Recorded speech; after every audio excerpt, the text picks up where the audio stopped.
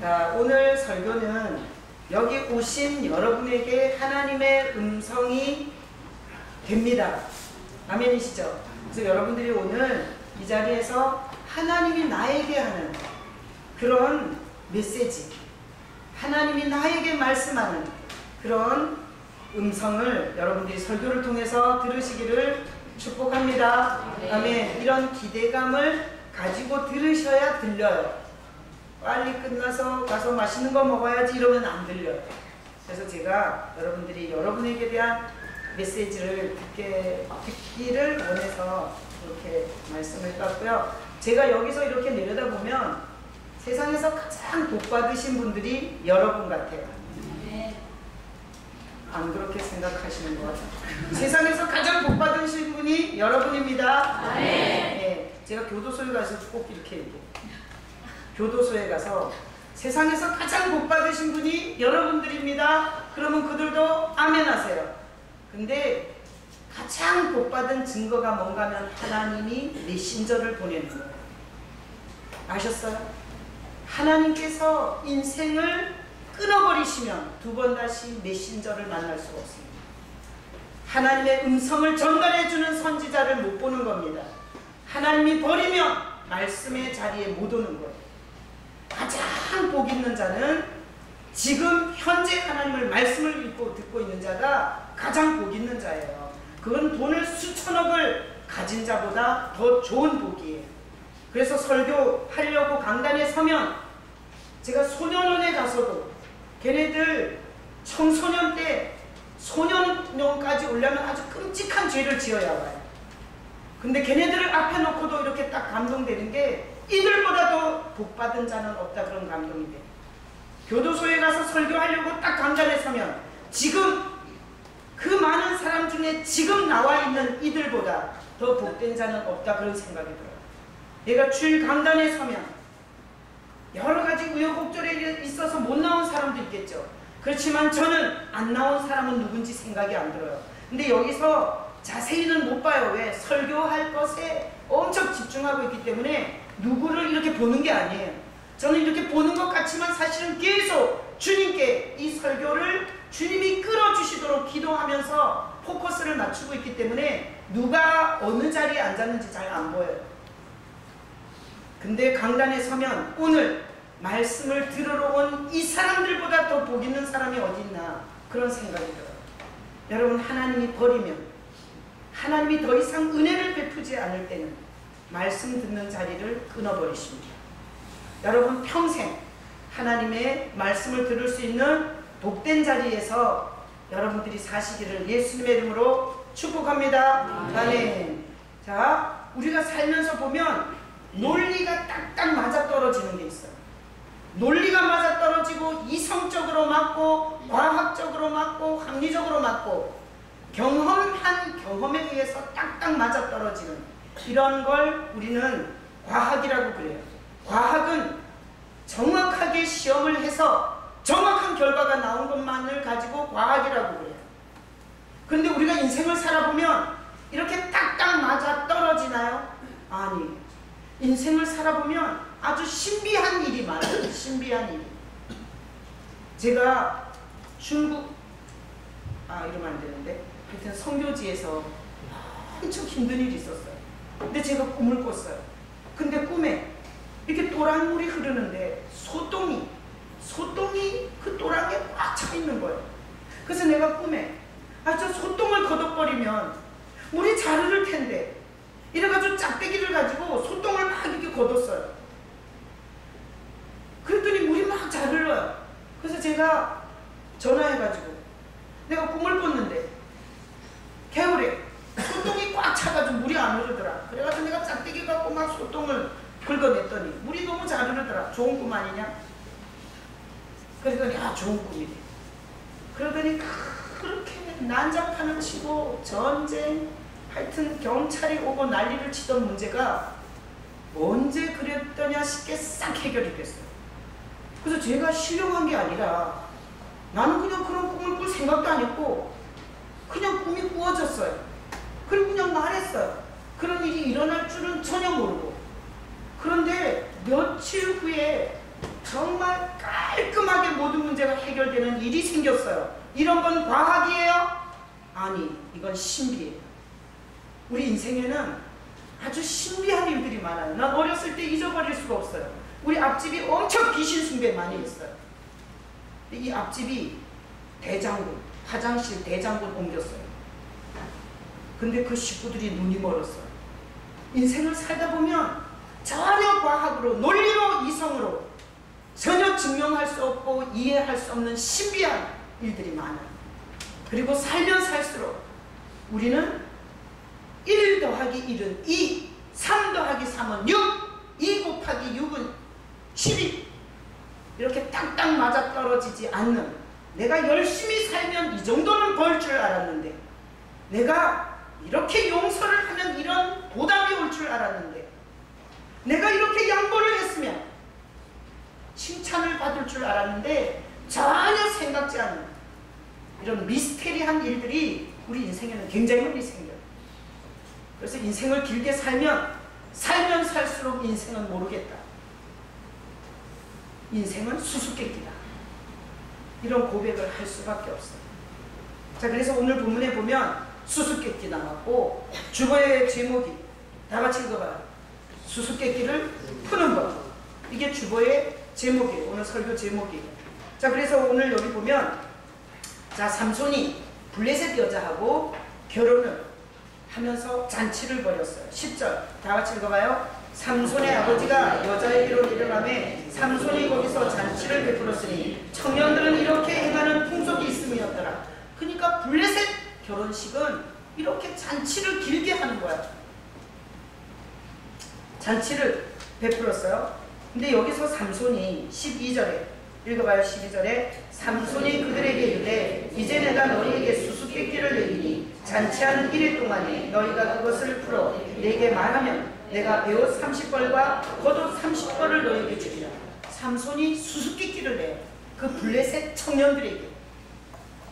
자, 블레셋의 청년들에게 수수께끼를 내는데 걸어요. 뭘 걸어? 상품을 걸어요. 어떤 상품? 겉옷 30벌에 베옷 30벌. 이게 우리가 볼 때는 별거 아니지만 이거 굉장히 몇백만 원 되는 아주 많은 금액이에요. 삼손이 이렇게 말한 거예요. 내가 수수께끼를 낼 테니까 맞추면 내가 이 겉옷 30벌, 베옷 30벌 너네한테 주겠다. 그런데 너네가 수수께끼를 맞추면 내가 주고, 만약에 못 맞추면 너네가 나한테 줘라. 이렇게 됐어요. 자, 그래서 블레셋 청년들이 이 거지 같은 게 남의 나라에 와갖고 장가가는 주제에 잘난 소리 나고 내가 이렇게 했어요. 13절 읽어봐. 13절 그러나 그것을 능히 내게 말하지 못하면 너희가 내게 베옷 30벌과 겉옷 30벌을 줄지니라 하니 그들이 이르되 내가 수수께끼를 내면 우리가 그것을 들으리라 하며. 그러니까 내봐라 이놈아. 내봐. 네가 뭔 수수께끼를 내든지 다 맞힐 수 있어. 이렇게 된 거예요. 그래서 14절에 삼손이 수수께끼를 내요. 자, 14절 읽어보겠습니다. 삼손이 그들에게 이르되 먹는 자에게서 먹는 것이 나오고 강한 자에게서 단 것이 나왔느니라 하니라. 그들이 사흘이 되도록 수수께끼를 풀지 못하였더라. 자, 삼손은, 자, 제가 시리즈 설교를 하잖아요. 삼손이 그 블레셋 여자와 결혼하는 게 하나님이 이스라엘 민족을 구하는 데 어떤 루트가 된다고 성령이 감동을 하셔서 그 블레셋 여자랑 결혼을 하게 된 거예요. 그래서 그 블레셋 여자가 있는 딥나라는 그 적진에 가서 포도원을 걷다가 젊은 사자가 덮쳤어요. 새끼 사자가 아니에요. 삼손이 그 젊은 사자의, 이거 욕 아니에요? 아가리라 그러죠. 동물은 욕 아니에요? 이 사자의 아가리에 한 입에 죽게 생겼을 때 가만히 죽어요? 반항해요? 안 죽으려고 반항을 하잖아요. 삼손이 안 죽으려고 하면서 사자하고 씨름하다가 사자를 낡은 천을 찢듯이 사자를 찢어 죽였어요. 삼손은 자기가 그런 힘이 있는지 몰랐어요. 그날 처음 한 거예요. 그렇게 사자를 죽여서 길에다가 시체를 던져놓고, 그리고 삼손이 올라갔다가 며칠 후에 그 길을 지나가는데 보니까 시체는 썩어서 구더기가 생겨야 되는데 시체가 죽은 시체 속에서 꿀이 생긴 거예요. 꿀이. 벌이 거기다가 꿀을 쓸어놓은 거예요. 그러니까 이것은 일반적인 현상이에요? 신비한 일이에요? 신비한 일이에요. 일반적이지 않아요. 꿀은 나무에나 돌에나 뭐 이렇게 벌들이 꿀을 쓰는 데가 있어요. 상식, 과학이에요. 논리예요. 이성적으로 벌들은 꿀을 쓰는 장소가 있어요. 일반적으로. 그런데 삼손이 보니까 절대 꿀을 쓸 수 없는 동물의 죽은 시체 속에서 꿀이 있는 거예요. 삼손이 너무너무 신기했어요. 아주 신비했어요. 그래서 삼손이 그걸 마음에 담았어요. 그리고 나서 잔치하는 날 이 블레셋 청년들과 함께 기싸움을 하잖아요. 이게 적이니까 기싸움을 하는데 그 생각이 난 거예요. 사자의 몸에서 꿀이 생긴 일이, 신비한 일이. 그래서 삼손이 퀴즈를 내서 이것들을 골탕을 먹이고 싶은 감동이 확 온 거예요. 그래서 삼손이 퀴즈를 내겠다 그런 거예요. 아주 거대한 걸 걸었어요. 겉옷 30벌, 베옷 30벌. 이건 큰 금액이에요. 이렇게 걸고 삼손은 어떤 퀴즈를, 어떤 수수께끼를 낼지를 갖고 있잖아요.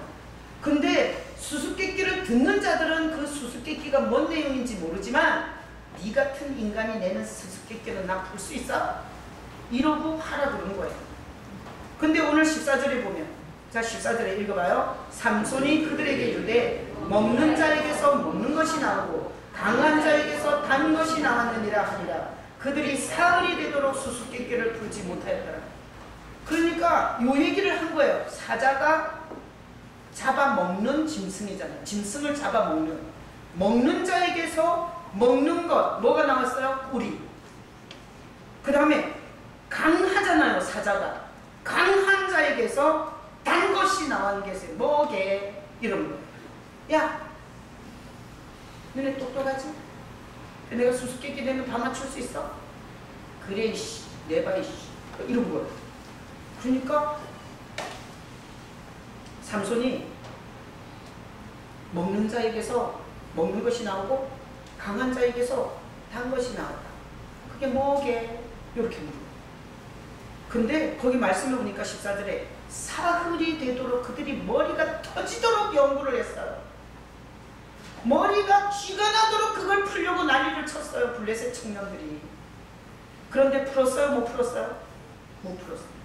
그래서 오늘 본문 끝에 수수께끼를 풀지 못하였더라가 오늘 본문이에요. 자, 성경은 말장난하는 책이에요? 우리를 향해서 메시지하는 책이에요? 고달픈 죄인들이 인생을 사는데 하나님께서 메시지하는 책이에요. 성경처럼 친절한 책이 없고 성경처럼 인생의 근본적인 문제를 해결할 책은 없어요. 그러니 오늘 이 삼손이 낸 수수께끼를 못 푼 이 블레셋 청년들과의 사이의 얘기도 우리에게 하는 메시지가 있겠어요? 없겠어요? 있습니다. 그걸 제가 설교하는데요. 설교할 때 항상 제일 처음으로 가야 돼요. 우리 인간은 원래 이렇게 멍청했어요? 원래는 이렇지 않았어요. 성경에 보면 우리 인간은 지금처럼 이렇게 멍청한 인간이 아니었어요.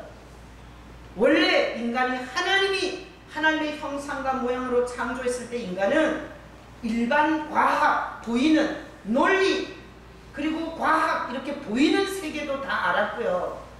보이지 않는 신비한 영역도 다 알았어요. 그래서 하나님이 만든 태초의 인간은 모르는 수수께끼가 있었겠어요? 없었겠어요? 없었어요. 왜? 하나님이 아담에게 하나님이 알고 있는 모든 지혜를 아담에게 다 풍부해 줬어요. 그러니까 아담은 동물을 볼 때 하나님이 어떤 지혜를 거기에다가 만들어서 부여해서 만들었는지, 사자를 보면 하나님의 힘, 독수리를 보면 하나님의 불꽃 같은 눈, 그런 걸 보면서 독수리를 신으로 이렇게 믿는 무지한 그런 자가 아니라 동물을 보든 높은 산을 보든 거대한 폭포를 보든 엄청나게 멋있는 경치를 보든 그곳에서 아담은 하나님의 위대하심을 봤어요. 오늘날 인간은 타락하고 나서 자, 그 인간이 그 지혜를 갖고 하나님을 끌어내리고 자기가 하나님이 되려고 시도했던 게 타락이에요. 그 하나님이 주신 그 엄청난 지혜를 갖고 하나님을 끌어내리는 데다 쓰려고 하는 인간에게 하나님이 지혜를 싹 걷어버렸어요. 주셨던 지혜를 걷어버렸어요. 그랬더니 인간들이 나무를 보고 아들 점지해달라고 비는 인간이 돼버린 거예요. 여러분, 힌두교가 뭔지 알아요? 힌두교는 모든 만물이 다 신이에요. 그래서 소한테 절하는 거예요. 소고기 안 먹어요. 소고기 팍팍 잘라 드세요. 그리고 좀 잘난 소리를 하면 그 인간의 종이 돼요. 무당한테 가서 인생을 물어보고, 그리고 계속 뭘 빌다 보면 귀신이 거기서 역사해요. 그 귀신한테 가가지고 목매고 사는 아주 무지한 인생이 됐어요. 자, 초등학교 몇 년 배워요? 대답을 안 하면 나랑 같이 안 가겠다는 거예요. 초등학교 몇 년? 6년. 중학교 3년. 고등학교 3년. 대학 몇 년이에요? 4년 내지 6년. 그러니까 한 16년, 20년을 공부를 해요, 우리가. 그런데 인생에 풀지 못하는 수수께끼가 너무 많아서 박사 학위를 받고도 자살해서 자살해 죽고, 엄청 이쁘게 생겼는데도 자살해 죽는 연예인들 있잖아요. 그러니까 인간이 하나님이 주신 그 지혜를 거뒀을 때 인간은 피조물을 조물주보다 더 섬기고 경배하는 불쌍한 인생이 돼버린 거예요. 그리고 인생에서 자기 인생의 골치 아픈 문제를 풀지를 못해.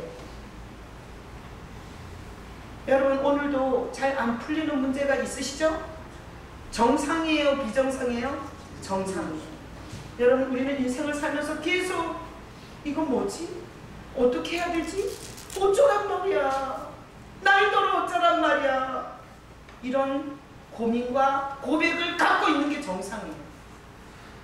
자, 그래서 오늘 이 본문에 보면 블레셋 청년들이 30명이 30대 1의 전쟁을 한 거예요. 30대 1.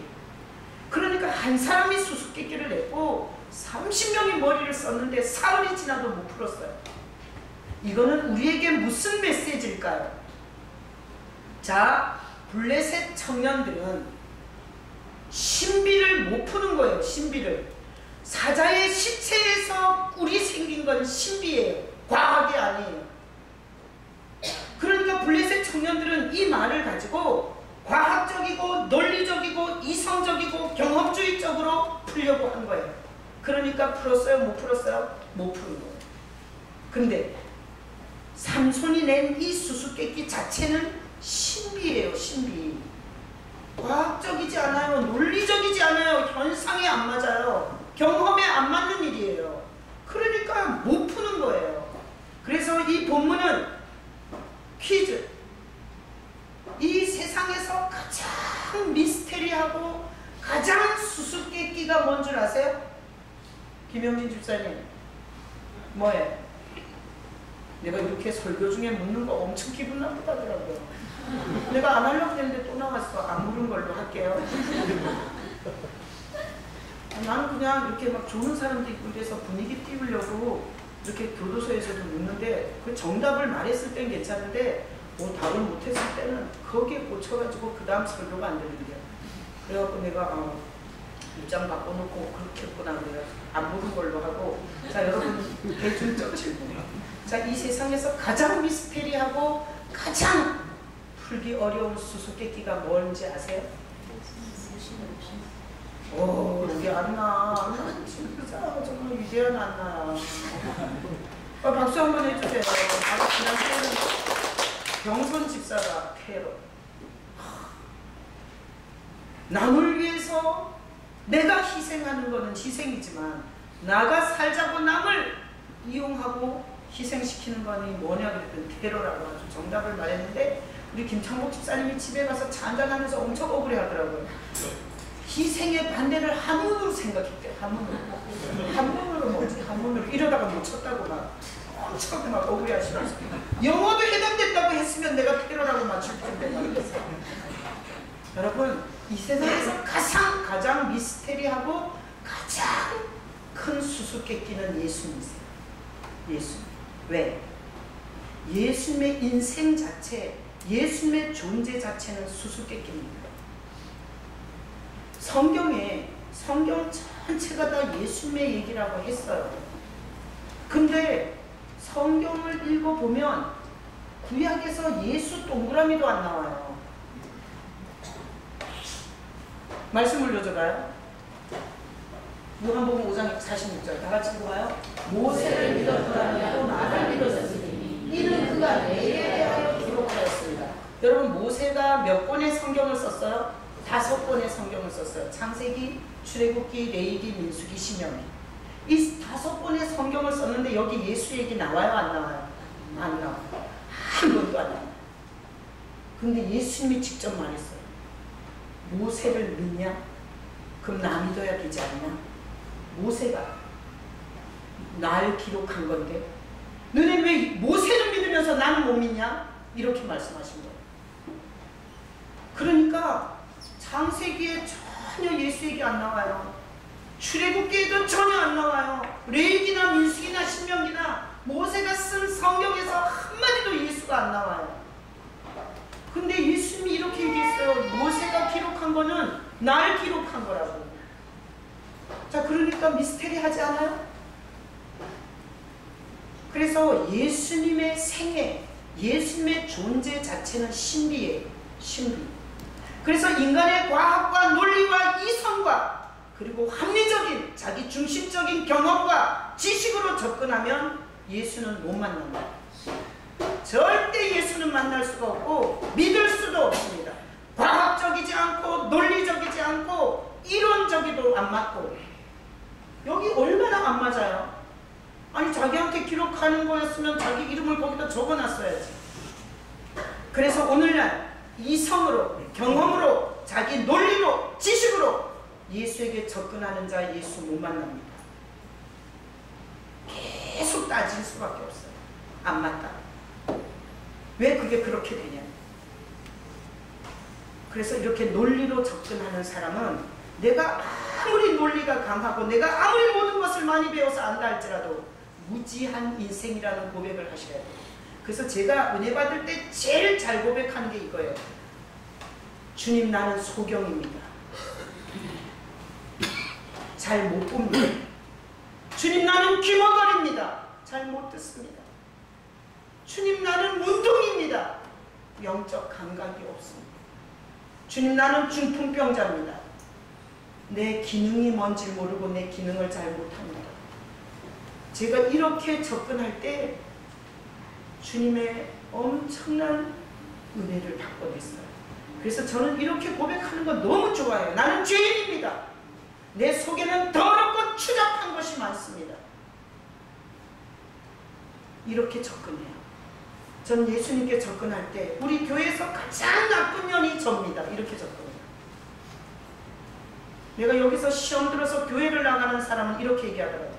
이 교회는 인간 같은 것들이 없다는 거예요. 그리고 이 수준 있는 인간이 없대. 자기랑 놀. 그래서 나는 그분이 얼마나 교만한지를 생각하면서 늘 기도해줘요. 낮아지지 않으면 지옥이라는 거.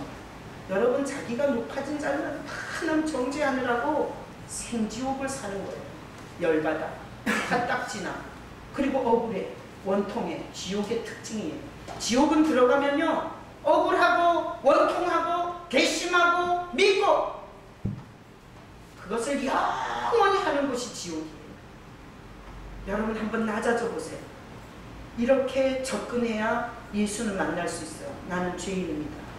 내 속에는 아주 추잡하고 더러운 것들이 교회 건물을 20년 30년 다녔지만 음란하고 더럽고 추잡한 것들이 내 속에는 있습니다.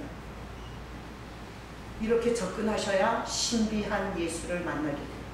그래서 이성으로 접근하거나 과학으로 접근하거나 성경 공부 지식으로 접근하는 자 예수 못 만나십니다.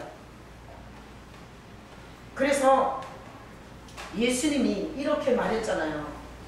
그러니까 성경을 달달달달달 외우는 종교 지도자들이 있었어요. 대제사장과 바리새인과 서기관들, 이런 성경에 나오는 이 종교 지도자들이 들을 때 정말 웃기지도 않는 거예요. 자기네가 모세오경을 다 암송하고 있는데 모세오경에 예수 예자도 없는데 그가 예수에 대해서 기록했다 그러니까 그들이 얼마나 열받았겠어요. 그래서 종교 지도자들은 우리가 복음서를 읽어보면, 예수님의 생애를 읽어보면 종교 지도자들이 가는 데마다 죽이려고 그래요. 저 미친놈이, 저 이단의 괴수가 우리를 무시한다 이거예요. 무시한다. 우리가 얼마나 성경을 잘하는지 무시한다 이거예요. 그래서 계속 예수를 죽이려고 했어요. 그들이 말한 거예요. 자, 올려주세요.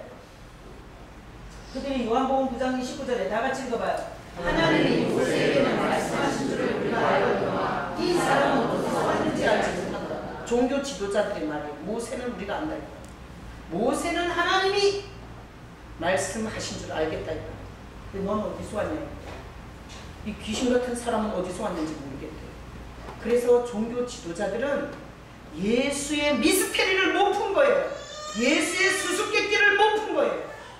지식으로 접근하고 교만으로 접근하고 자기 경험과 과학으로 접근하면 예수는 절대로 못 만납니다. 종교 지도자들은 이 수수께끼를 못 풀었어요. 그래서 다 지옥 갔어요. 대제사장이 지옥 갔고 서기관이 지옥 갔고 구약 성경 39권을 다 암송한 자들이 다 지옥 갔어요. 그러면 예수님은 예수님의 생애에 이 수수께끼를, 예수님의 수수께끼를 풀어줬을까요? 안 풀어줬을까요? 풀어줬어요. 누구한테? 겸손히 예수님을 따라오는 자들에게 풀어줬어요. 그래서 자기를 따르는 제자들에게 그 구약 성경을 풀어줬어요. 구약에 이렇게 말한 게 어떻게 자기에 대한 말인지를 풀어줬어요. 그래서 창세기에 태초에 하나님이 천지를 창조하셨잖아요. 그죠? 근데 요한복음 1장에 보면 뭐라 그랬죠? 요한복음 1장 1절 뭐예요? 이것도 말 못하면 성경 너무 모르는 거 아니에요? 요한이 썼는데, 요한이 제자잖아요. 이렇게 썼어요. 태초에 말씀이 계시니라 이렇게 썼어요. 그럼 태초는 창조 때에 말씀이 계셨다는 거예요. 그 말씀이 우리와 함께 하시고 그 말씀이 창조하셨고 그 말씀으로 말미암지 않고는 아무것도 창조된 게 없대요. 요한이 그렇게 썼을 때 요한은 예수님을 따라다니는 제자예요. 창세기에서 예수님을 어떻게 풀어줬는지 증명이 돼요, 안 돼요? 돼요. 그러니까 그렇게 요한복음을 쓸 수 있었던 거예요. 그러니까 창세기에서 어떻게 예수님이 나타났는지, 출애굽기에서, 그러니까 예수님은 창조 때 내가 같이 창조에 참여했고, 그리고 이 애굽의 노예에서 해방할 때 그 해방하러 온 자가 바로 나다. 그리고 레위기에 수많은 제물이 죽는데 그 제물은 내가 너희 죄를 위해서 십자가에서 갚을 나의 사역이다. 이런 걸 가르쳐 준 거예요.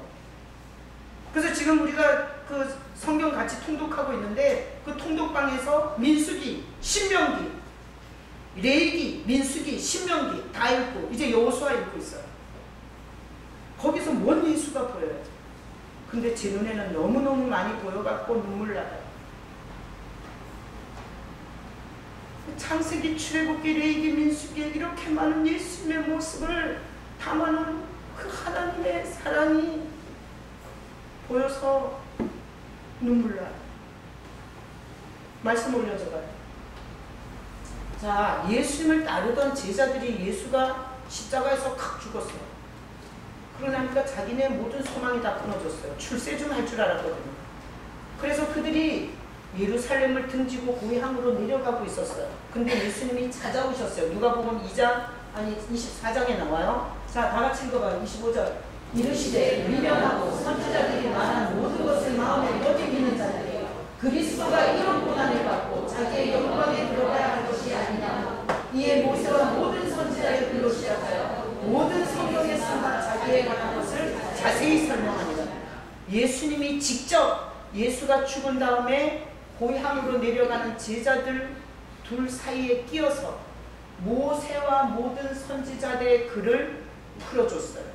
수수께끼를 해석해줬어요. 구약에서 예수가 어떻게 나타나는지를 가르쳐줬어요. 자, 그러니까 예수로서 말미암지 않고는 성경이 안 열려요. 유대 종교 지도자들은 다 암송한다니까요. 태어나자마자 레위기 전체를 다 암송한대. 말 배울 때부터. 근데 다 지옥 갔어요. 여러분, 성경을 내가 몇 번을 읽고 얼마나 아는가가 중요한 게 아니에요. 예수님이 성경을 이렇게 풀어서 줘야 성경이 풀어지는 거예요. 내가 영어를 잘한다고, 내가 히브리어를 잘한다고, 내가 공부를 1등씩 했다고, 내가 박사라고 그렇게 지식적으로, 논리적으로, 과학적으로 쪼개되면 성경은 오류투성이고요. 남는 것은 앞가죽과 뒷가죽, 가죽 2장밖에 안 남아요. 예수님이 오셔서 성경을 해석해 주셔야 됩니다. 그래야 성경을 미스테리가 아닌 하나님이 우리를 살리는 말씀으로 들을 수 있어요. 그래서 지혜가 뭔 줄 알아요? 지혜? 지혜는 성가대 지혜하는 김지혜가 아니라 지혜는 수수께끼를 푸는 게 지혜예요. 근데 인생은 삶의 수수께끼를 풀어요? 못 풀어요? 못 풀어요. 인생의 수수께끼를 풀어줄 수 있는 지혜를 가진 분은 누구밖에 없어요? 희준이밖에 없어요. 희준이는 지혜를 가졌잖아. 응?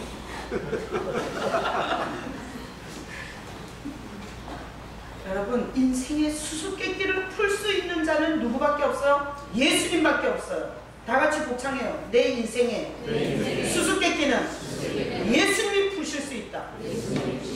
우리 인생의 수수께끼는 내가 못 풀어요. 왜? 보는 게 한계가 있고 듣는 게 한계가 있고 탐욕과 욕심에 이미 어그러져 있기 때문에 우리 인생의 수수께끼는 내가 못 푼다는 것을 인정해야 돼요. 우리의 지혜로는 못 풉니다. 하나님이 우리의 이 불쌍한 인생, 이 불쌍한 인생에 수수께끼를 못 풀어서 청춘에 못 매달아 죽고 사업에 망했는데 2번 다시 시도를 못하고 멀쩡하게 생겼는데 두려움과 염려, 걱정, 근심에 종으로 사는 불쌍한 이 인생들을 보시고 하나님께서 수수께끼를 풀어줄 수 있는 우리의 목자로 예수님을 보내주십니다. 그래서 퀴즈. 지혜를 주세요. 지혜를 주세요. 김지혜를 주세요. 이렇게 기도하는 건 맞는 기도예요? 틀린 기도예요? 네? 틀린 기도예요. 여러분, 지금부터 지혜를 주세요라고 기도하지 마세요. 희준 집사님은 결혼하려고, 희준 집사님 결혼하려고 그렇게 기도했죠? 지혜를 주세요. 지혜를 주세요. 희준이 말고는 그렇게 기도하면 안 돼. 우리는 어떻게 기도해야 되냐? 우리의 수수께끼를 풀어주는, 우리의 인생의 수수께끼를 풀 수 있는 예수님, 내 인생에 오시옵소서. 이렇게 하셔야 돼요. 지혜를 주세요. 능력을 주세요. 그거는 저기 불교나 귀신 믿는 자들이 받아가지고 자기 탐욕과 욕심을 이루려고 하는 사람들이 하는 기도입니다. 여러분, 예수님이 오셔서 내 인생에 수수께끼를 푸는 지혜를 주시는 거예요. 지혜를 가르쳐줘요. 자, 그래서 삼손은 신비를 봤어요. 자기밖에 못 봤어요. 블레셋 30명은 못 봤어요. 수수께끼 못 풀어요. 이것은 성경에서 인본주의, 과학주의, 논리주의, 경험주의, 자기가 보고 들은 대로 따지는 자, 예수의 신비를 못 풀고 결국은 수수께끼 못 풀고 인생 못 풀고 염려, 걱정, 근심, 열받아, 원망, 두려움 이런 거 악순환하다가 지옥 가세요. 그래서 우리는 오늘날 살면서 과학시대를 살아요. 엄청 과학이 발달해가요. 그런데 아무리 과학이 발달하고 핸드폰이 갤럭시 노트 7이 나와도 우리의 인생의 문제를 푸는 데는 도움이 안 돼요. 네이버, 다음 무엇이든지 다 물어볼 수 있어요. 그런데 정말 물어볼 것은 주님 앞에 물어볼 것이 있어요. 다음에서 아무리 쳐도 대답이 안 나와. 네이버에 아무리 쳐도 대답이 안 나와. 내 인생의 수수께끼에 대해서. 그래서 예수께 나아가는 자는 인생의 수수께끼를 풀기 시작해요. 예수께 나아간 자. 그래서 교회를 개폼재고 다닌다든지 뭐 오래 다니면서 직분이나 얻어가지고 세력이나 부리려고 하는 사람은 자기 인생 수수께끼 못 풉니다. 그런데 그런 거 아무 관심 없고 하나님이 보내신, 날 위해 죽으신, 날 위해 다시 사신 예수 그리스도, 그 하나님이 날 살리려고, 내 인생을 안내해 주려고, 내 인생이 지옥 같은 인생에서 건져주려고 하나님이 보내신 그 예수님을 사모하는 자, 그 사모하는 자는 예전에 예수 믿기 전에 안 풀리던 수수께끼들을 조금씩 풀어가기 시작해요. 그래서 예수께 가면 삶의 수수께끼를 많이 풀 수 있습니다. 그게 예수 믿는 위대함이에요. 자, 성도가 뭐예요? 성도. 내가 맨날 성도가 뭐냐고 물어보잖아요. 이쯤에서. 이제 끝날 때 된 거예요. 그러니까 안심하시고. 자, 성도가 뭐예요? 오늘 설교를 통해서 성도를 정의해 보세요. 성도는 뭐가 성도예요? 네? 그래, 우리 안나는 그냥 진짜 너는 걱정할 일이 없구나. 뭐라 그런지 알아요? 예수님과 함께 수수께끼를 푸는 게 성도래. 그러니까 성도는 예수님이 오셔서 내가 도대체 해석이 안 되고 도대체 풀어지지 않던 인생의 수수께끼를 풀어가는 자가 성도예요. 근데 교회를 수십 년 다녔는데 아주 몰라, 영 몰라, 통 몰라 이러면 성도가 아니에요. 자, 성도란 자기 지혜로 사는 게 아니에요. 자기 능력으로 사는 게 아니에요. 자기 프로필로 사는 게 아니에요.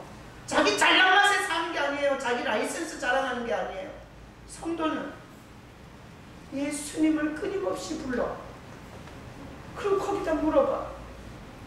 우리 수련회 때 내가 들어보니까 한 번도 기도를 그렇게 해본 적이 없대요. 주님, 나에게 왜 오셨습니까? 나에게 오셔서 뭘 하셨습니까? 이런 거 우리가 수련회 때 기도했어요. 그 기도하면서 지금까지 한 번도 듣지 못한 주님의 감동을 받았다는 사람이 한두 명이 아니더라고요. 그러니까 성도는 자기가 지혜로운 게 아니고요. 자기가 능력이 뻗쳐갖고 자신감이 넘치는 게 아니에요. 성도는 배운 것도 없을 수도 있어요. 장녀일 수도 있어요. 도둑놈일 수도 있어요. 살인범일 수도 있어요. 동성연애자일 수도 있어요. 그런데 그 삶 속에서 주님 앞에 묻는 거예요. 주님, 내가 어쩌다 보니까 동성연애자가 됐어요. 학문 섹스를 하다 보니까 자꾸 변이 흘러요. 주님, 나 이제 어떻게 살아야 돼요? 그렇게 주님 앞에 그 풀리지 않는 수수께끼를 묻는 자가 성도예요. 그러면 주님이 거기에다 대고 분명히 감동을 하세요. 언제? 성경 읽을 때, 말씀 들을 때, 환경을 통해서 반드시 주님은 우리에게 삶에 대해서 구체적으로 말씀을 해주세요.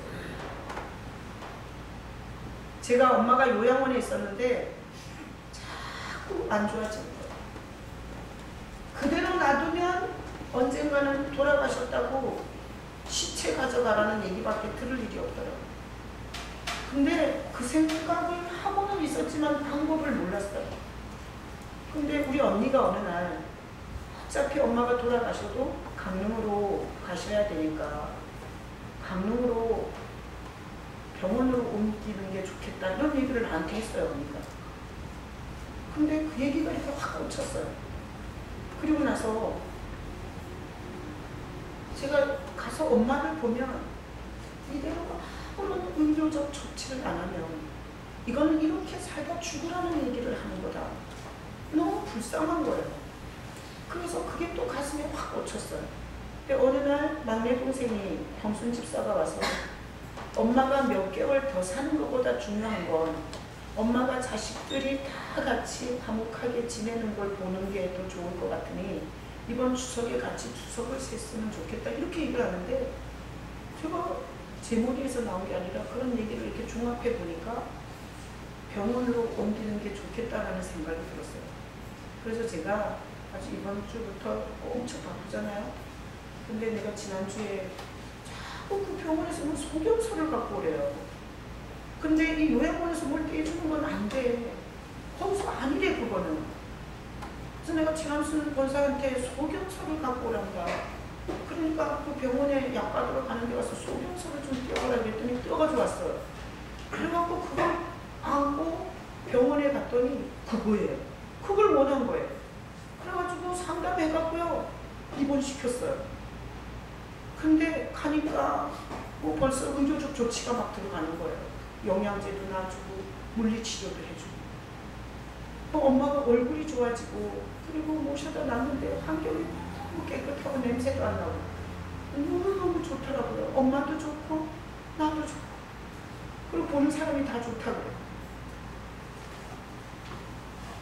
저에게 수수께끼는 우리 엄마가 너무 늘 불쌍했어요. 주님한테 한 여인의 일생 자식 8명을 키우고 남편 죽고 나서 남편한테 엄청 시달렸기 때문에 밥도 하기 싫어 우리 엄마. 그래서 남편 죽고 나서는 밥도 안 해드셨어요. 우리 언니가 가서 다 밥을 해줬어요. 그렇게 움직이지 않고 아주 편하게 살려고 하시다가 모든 기능이 다 떨어졌어요. 근데 내가 우리 엄마의 일생을 생각해 보니까 안 된 거예요. 근데 그 수수께끼를 이렇게 여러 사람을 통해서 풀어주셨어요. 엄마를 병원에다 모시고 언니가 사주는 칼국수 집에 가서 칼국수를 먹으면서 제가 속으로 생각했어요. 주님이 불쌍히 여기고 하셨어요.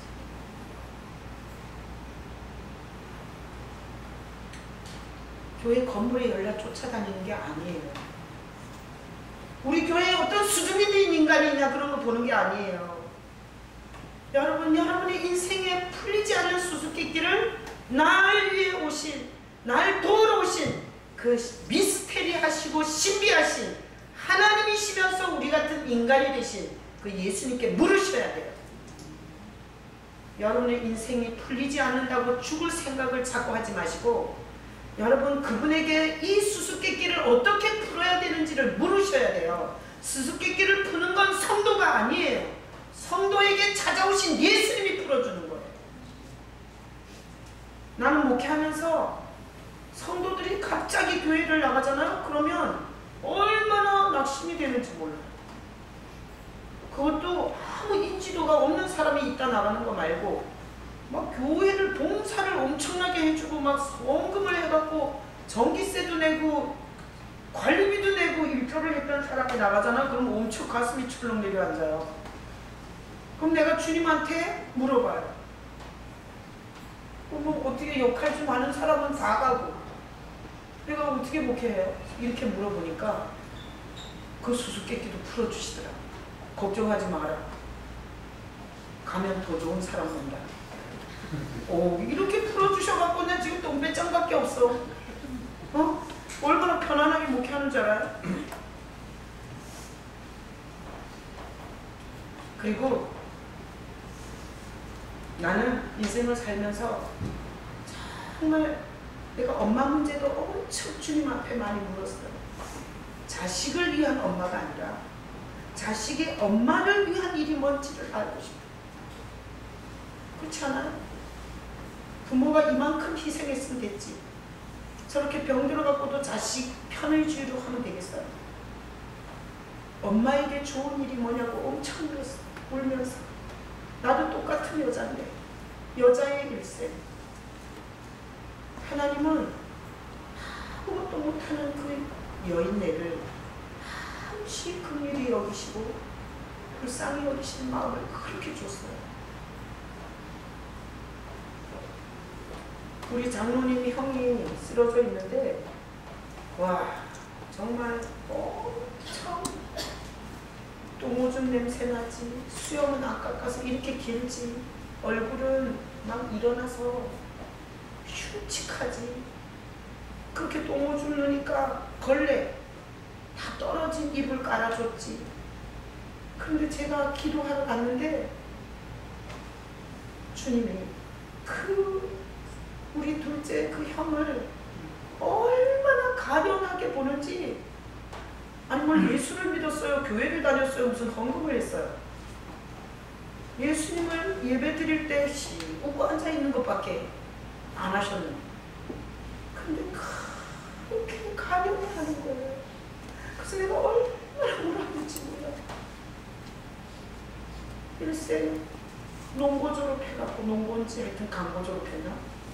그래가지고 농사 지으면서 아들 낳고 그렇게 사시다가 70살에 뇌경색이 와서 이제는 남의 손을 의지하지 않고는 똥오줌도 못 가리는 그 인생을 그렇게 가련히 하시더라고요. 내가 그래서 아주 새롭게 예수님을 만난 것 같아요. 그날 그 기도를 해주면서. 네.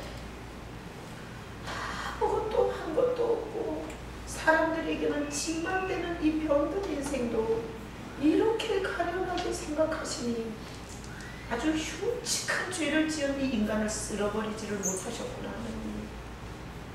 그래서 제가 그날 얼마나 수수께끼가 풀렸어요. 우리는 다 메이커 옷 입고 쫙쫙 빠지고 성공하고 뺀질뺀질한 인간 좋아하잖아요. 난 그날 또 하나의 수수께끼가 풀렸어요. 주님이 불쌍히 여기는 자는 병든 자, 가난한 자, 낙심한 자, 눈물 흘리는 자, 보호자가 없는 자, 자기 기능을 못하는 자, 고장난 자, 주님이 전혀 사람하고는 다른 사랑을 하고 있다는 걸 그날 알게 됐어요. 그래서 얼마나 그런지 몰라요. 그렇게 울면서 머리에다 손 얹고 하나님을 불쌍히 여겨달라고 기도하니까 막 이렇게 울었어요. 그 머리맡에서는 부인이 막 울었어요. 그래서 내가 또 하나의 미스테리를 풀었어요. 건강 있고 지식 있고 그리고 자기 프로필 있어서 그 말이 맞아요? 왜 나한테 그런 거 시켜요? 이런 사람들 굉장히 많이 봤거든요. 근데 그냥 울어. 근데 그 주님이 주시는 마음이 내가 대신 죽어도 좋다 이런 생각이 들어요. 그래서 그날 또 하나의 미스테리가 풀렸는데 정말 살려주세요. 정말 불쌍히 여겨주세요. 제가 이 사형 일을 갖고 이제 예수님을 영접을 시켰잖아요. 그러니까 우리 그 형님이 그 책을 좀 읽으라. 그러니까 그 수족이 마비된 상태에서 그걸 읽으려고 그러다 이게 툭 떨어져. 뭐 고쳐서 건강하게 살는지 아니면 심해져서 천국 갈는지 모르지만 저는 확실하게 아는 것, 그 정도의 신령을 가지고는 지옥은 가지 않겠다라는 걸 확실하게 알겠더라고요. 그래서 저는 이제부로 주님 앞에 나아갈 때 그런 모습으로 나가야 되겠다. 울며 겸손히 살려달라. 하나님이 나를 불쌍히 여겨달라. 그런 자세로 나가면 하늘이 울고 땅이 울고 하나님의 사람들을 총동원해서 하나님이 천국으로 데려가겠구나 싶었어요. 그래서 여러분, 예수는 과학으로 안 됩니다. 논리로 안 됩니다. 이성으로 안 됩니다. 지식으로 안 됩니다. 예수님은 신비한 수수께끼입니다. 죽었는데 사셨습니다. 당신만 산 게 아니라 우리가 죽어서 예수의 생명 가진 자는 다시 산다고 하셨습니다. 성경은 다 예수의 얘기입니다. 여러분이 성경을 읽으면서 바리새인들처럼 종교 지도자들처럼 서기관들처럼 암송 달달달 하고 수천 번을 읽었는데 성경에서 예수를 못 보는 자는 은혜를 입었다고 할 수가 없어요. 오늘 이 말씀을 통해서 예수님은 여러분에게 인생의 수수께끼를 풀어주러 오셨습니다. 여러분은 혼자가 아닙니다. 지혜를 달라고 구하지 말고 내 수수께끼를 어떻게 풀어야 되냐고 물으셔야 돼요. 인격적으로 찾아온 예수 구속기. 교회는 10년, 20년, 30년, 40년 다녔지만 쭉정이 있어요. 쭉정이. 예수 없어요. 종교적인 거 40년 동안 보고 배운 것만 있어요. 이럴 땐 이렇게 하고 저럴 땐 저렇게 하고. 그거는 구원받는 신앙이 아니에요. 성경 어디에 예수 없는 자가 부활하고 예수 없는 자가 구원받고 예수 없는 자가 하나님의 자녀고 예수 없는 자가 하나님이 기도 응답한다는 얘기 한 군데도 없습니다. 이 말씀을 통해서 여러분이 풀지 못하는 수수께끼가 있거든. 오늘부터 물어보세요. 어떻게 해야 되는지, 어떻게 풀어야 되는지, 내가 어떻게 생각해야 되는지. 내가 빚더미에 앉아가지고 주님 나 어떻게 사냐고 물어봤더니 그냥 살으라고. 그냥 살아. 그냥 살았어. 눈만 뜨면 이자 150만 원 나가야 돼. 이자만. 근데 안 죽고 살았어. 내가 주님한테 물을 데가 없었다면 밧줄로 못 메고 내가 죽었지. 근데 물어보니까 자꾸 그냥 살으래. 그냥 빚 가지고 그냥 살으래. 그래서 그냥 뭐 그렇게 말씀하시길래 그냥 살았어요. 안 죽고. 그랬더니 지금까지 살았어요. 그러니까 여러분 자기 지혜 갖고 억지로 풀다가 자기 덫에 자기 함정에 빠지지 마시고 주님 앞에 꼭 물어보셔서 여러분의 인생 수수께끼는 주님이 풀어주셔야지 안전하시고요. 확실하시고요. 보호받으시고요. 열매 맺으세요. 이 시간에 성찬을 이건 뭐예요? 예수님의 살을 상징해요. 자, 예수님의 살 왜 먹어요?